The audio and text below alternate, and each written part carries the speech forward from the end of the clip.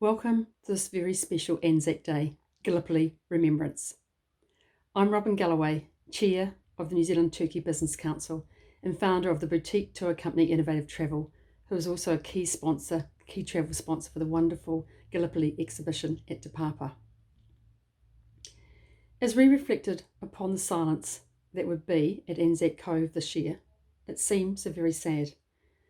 The Anzac relationship is commemorated each year at Gallipoli. The losses were great for all. So we felt compelled to organise our own reflective service to share with Anzac descendants throughout New Zealand and Australia today and all who follow the Anzac story throughout the world.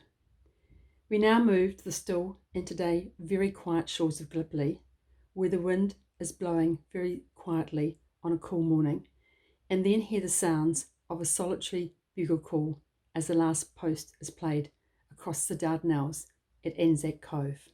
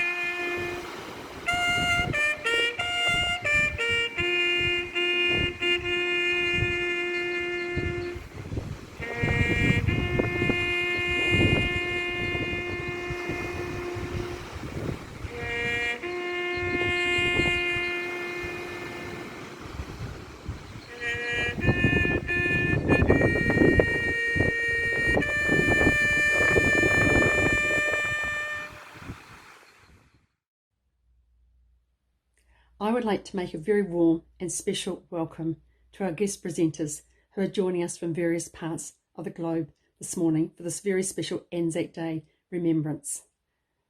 Ambassador Wendy Hinton, New Zealand Ambassador to Turkey, who will join us from Ankara. BJ Clark, President of the RSA here in New Zealand. Former New Zealand Governor-General Sir Anand Satinand, Rotarian and also guest presenter with Innovative Travel for the Gallipoli 100th Anniversary Tours in 2015. Ambassador H.E. Ahmet Ergin, Ambassador for the Republic of Turkey. Polyot, Kiwi, international soprano, and what a wonderful soprano she is too, based in Berlin, who will sing both the Australian and New Zealand national anthems, and in the Anzac spirit, also accompanied by Australian Paul Hankinson, who's also based in Berlin. It was on dawn 25 April 1915 when the Australian and New Zealand Army Corps landed at Gallipoli in Turkey, the site of New Zealand's first major battle of the First World War. This campaign resulted in the loss of more than 2,700 New Zealanders, 8,141 Australians, and over 85,000 Turks. Turkish commander Colonel Mehmet Sefik reported prior to the landing that all parts of the plateau had been bombarded with shells and shrapnel. In his words, this bombardment proclaimed that a bitter, hard-fought wrestling match was about to begin. For the next part of the programme, we will be joined by Ambassador Wendy Hinton from Ankara, who in past years has shared very special services on the shores of the Dardanelles for Anzac Day. after which the New Zealand National Anthem will be sung by soprano Polly Ott and joined by pianist Paul Hankinson. Tēnā koutou, katoa. Dear friends, I'm Wendy Hinton, New Zealand's ambassador to Turkey. This coming Saturday will mark my third Anzac Day in Turkey. Little did we know just how different this, our 105th Anzac Day, would be to past commemorations. Just a few weeks ago, my team and I were busy making preparations for the commemorative events on the Gallipoli Peninsula, as well as for associated ministerial visits. It is hard to imagine these events not being part of our annual calendar here. Instead, we, much like New Zealanders at home, will be in lockdown, tracking media coverage of a virtual Anzac Day. However, we are heartened by the fact that New Zealanders at home and around the world will be remembering our fallen on Anzac Day, even if not in the way that we are used to. The lockdown is temporary. The annual commemoration of Anzac Day will endure for years to come. We look forward to returning to the peninsula for future events, supported by Turkey. New Zealand and Turkey enjoy the benefit of a strong relationship, built on our shared history at Gallipoli, a history deeply important to both nations. It was built of adversity, and it will survive adversity. It is very interesting to think that there are strong links between what is happening to the world at present and what happened to the world around the end of the First World War in 1918. Some of the men who fought in the Gallipoli campaign then left for the Sinai-Palestine campaign, finally returning to Gallipoli in 1918 following the armistice. One of the reasons that these Anzacs returned was to recover bodies and find and mark the graves of their fallen comrades. Like the thousands of New Zealanders who have followed in their footsteps since, those soldiers who returned in 1918 wondered how the Anzacs ever managed to hold on to their tiny beachhead, and were moved by the incomprehensible evidence of loss and sacrifice that surrounded them. Tragically, these men too suffered further losses. 11 of them lie buried at Chinakale in the old consular cemetery. They were victims of the terrible 1918 flu epidemic, compounded by exposure to a harsh winter on the Gallipoli Peninsula. We will remember them.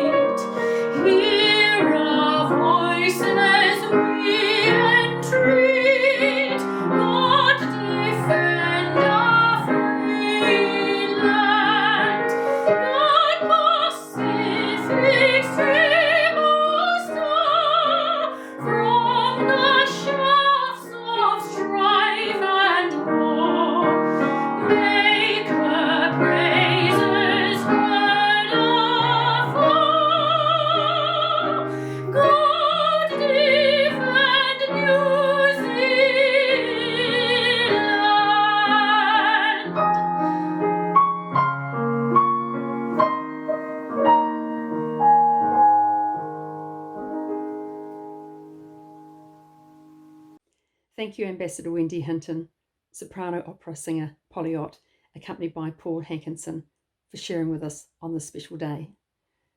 The Gallipoli campaign was part of a wider campaign of World War I.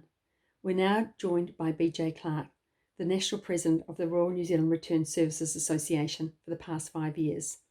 He served in the New Zealand Army Engineers for 21 years and was privileged to attend the 100-year commemorations of the Gallipoli conflict. BJ will be followed by Sir Anand Satinand. Sir Anand has taken part in many Anzac Day ceremonies. In 2015, as a Rotarian, he joined a group of several hundred New Zealanders and Australian Rotarians in a peace conference in Istanbul, which was followed by a visit to Gallipoli on Anzac Day and to many Anzac sites. His speech captivated us in 2015, so we've asked Sir Anand to join us again today with a special focus on Chunuk Bair, the highest point in the peninsula reached by Allied forces and then relinquished after the battle. Kia ora. Each year on Anzac Day, New Zealanders and Australians mark the anniversary of the Gallipoli landing on the 25th of April 1915. On that day, thousands of young men, far from homes, stormed the beaches of Gallipoli Peninsula in what is now Turkey. For 8 long months, New Zealand troops, alongside those from Australia, Great Britain and Ireland, France, India and Newfoundland, battled harsh conditions and Ottoman forces desperately fighting to protect their homeland. By the time the campaign ended, more than 130,000 men had died, at least 80,000 Ottoman soldiers and 44,000 New Zealand Allied soldiers, including more than 8,700 Australians and 2,799 New Zealanders, about a sixth of all of those who had landed on the peninsula. In the wider story of the First World War, the Gallipoli campaign made no mark. The number of dead, although horrific, pales in comparison with the death tolls in France and Belgium during the war. However, for New Zealand, along with Australia and Turkey, the Gallipoli campaign is often claimed to have played an important part in fostering a sense of national identity. The path to Gallipoli began with the outbreak of war between the United Kingdom and Germany in August 1914. Prime Minister William Massey pledged New Zealand's support as part of the British Empire and set about raising a military force for service overseas. The 8,454 strong New Zealand Expeditionary Force left for Wellington on October 1914, and after linking up with the Australian Imperial Force, steamed in convoy across the Indian Ocean, expecting to join British forces fighting on the Western Front. In early November 1914, the Ottoman Empire entered the war. This changed the strategic situation, especially in the Middle East, where Ottoman forces now posed a direct threat to the Suez Canal, an important British shipping lane between Europe and Asia. The British authorities decided to offload the Australian and New Zealand expeditionary forces in Egypt to complete their training and bolster the British forces guarding the canal. In February 1915, elements of the NZEF helped fight off an Ottoman raid on the Suez Canal. NZEF's wait in Egypt earned it in April 1915, when it was transported to the Greek island of Lemnos to prepare for the invasion of the Gallipoli Peninsula. The peninsula was important because it guarded the entrance to the Dardanelles Strait. The Allied plan was to break through the straits, capture the capital, Constantinople, now Istanbul, and knock the Ottoman Empire out of the war. The invasion of the Dardanelles was launched on the 25th of April 1915. Because of navigational errors, the Anzacs landed about 2 kilometres north of the intended site. Instead of a flat stretch of coastline, they came ashore at Anzac Cove, a narrow beach overlooked by steep hills and ridgelines. The New Zealanders who were part of the New Zealand and Australian division followed the Australians in and took up positions in the northern part of the Anzac sector. The landings never came close to achieving their goals. Although the Allies managed to secure footholds on the peninsula, the fighting quickly degenerated into trench warfare, with the Anzacs holding a tenuous perimeter against strong Ottoman attacks. The troops ended heat, flies, the stench of unburied bodies, insufficient water and disease. Early in May 1915, the New Zealand Infantry Brigade was ferried south to Hells, where it took part in an assault on the village of Krithia on the 8th of May. The attack was a complete disaster. The New Zealanders suffered more than 800 casualties, but achieved nothing. In August 1915, the Allies launched a major offensive in an attempt to break the deadlock. The plan was to capture the high ground overlooking the Anzac sector. New Zealand and Australian Division played a prominent part of this offensive, with the New Zealand troops capturing one of the hills, Chunuk Bair. This was the limit of the Allied advance. An Ottoman counterattack forced the troops who had relieved the New Zealanders off Chunuk Bair.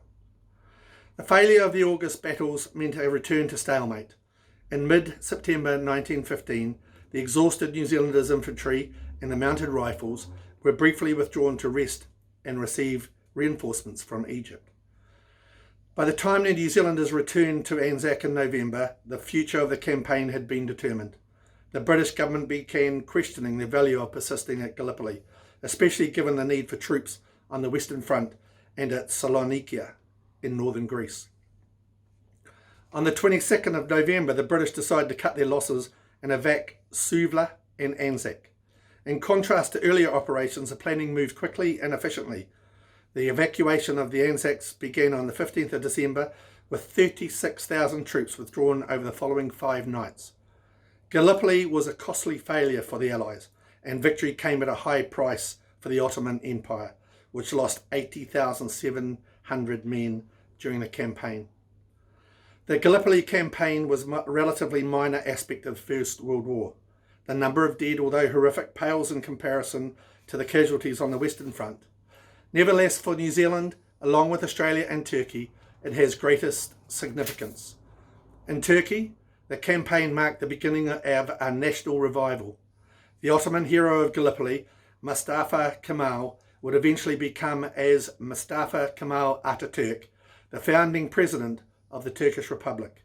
In New Zealand and Australia, Gallipoli helped foster a developing sense of national identity. Those at home were proud of how their men had performed on the world stage, establishing a reputation for fighting hard in difficult situations. Anzac Day grew out of this pride. First observed on the 25th of April 1916, the date of the landing has become a crucial part of the fabric of national life. A time for remembering not only those who died at Gallipoli, but all New Zealanders who have served their country in times of war and peace, lest we forget. I've been asked to relate a singular personal Anzac event with which I have a particular association. It relates to one encounter that represents the New Zealand spirit admirably. This was the taking of a prominent hill called Chunuk Bair on the Sari Bair range above Anzac Cove in 1915.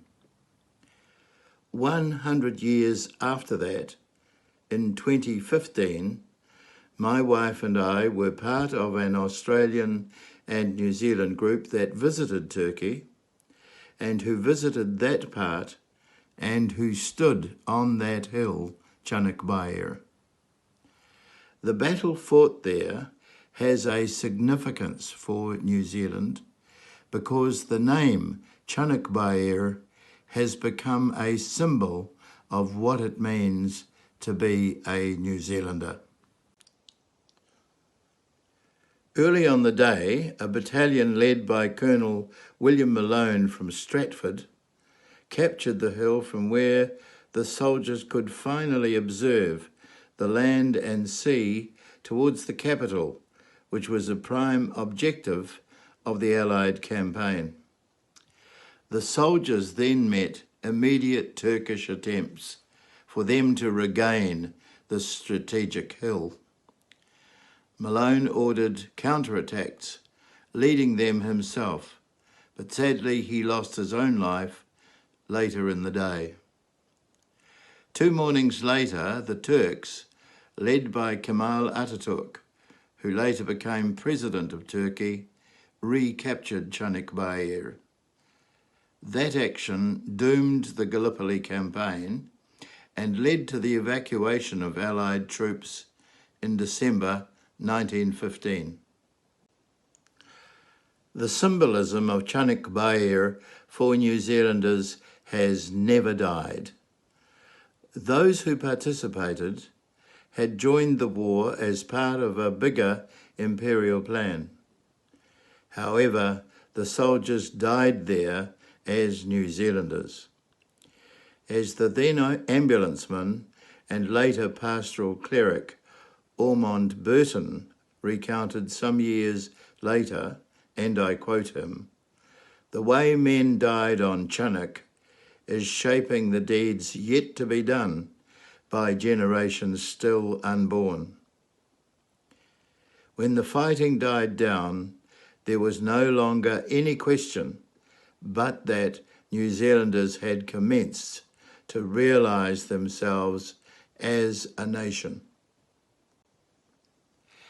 At this time, in 2020, there is a challenge for us all to redouble efforts to build a peaceful and just world where differences can be settled without resorting to violence. In the New Zealand Parliament, in a place passed by the members entering the debating chamber, is a painting of Chinook Bair and a plaque in honour of Colonel Malone.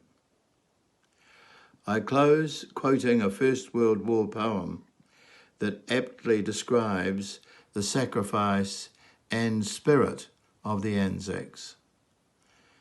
Not many are left, and not many are sound, and thousands lie buried in the Turkish ground.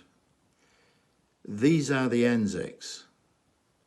Others may claim their zeal, but never their name. Thank you, BJ and Sir Anand, for sharing your special thoughts. Although we're here in New Zealand today, a significant part of the Anzac force was from Australia. Australian Captain Carl Jess reported from the headquarters of the 4th Australian Brigade on the eve of the Gallipoli landings, "Tomorrow must be the most eventful day of my life. Cannot feel flurried or excited, but tomorrow will tell a different tale. We are here to drive a wedge into the Turks, who are also being attacked by the British at the point." However, his hope that the campaign would be successful in splitting the Turkish divisions was short-lived, as the hopeful stealthy approach of the Allied forces' fleet to the coast of Gallipoli was detected by Turks stationed above Anzac Cove, where the moon was still shining at 2 a.m. during the approach. Later, the Battle of Lone Pine was fought between the Australian New Zealand Army Corps and the Ottoman forces between 6 and 10 August 1915. Lone Pine Cemetery is where 642 Australians lay and is the focal point for many Australians who visit Gallipoli.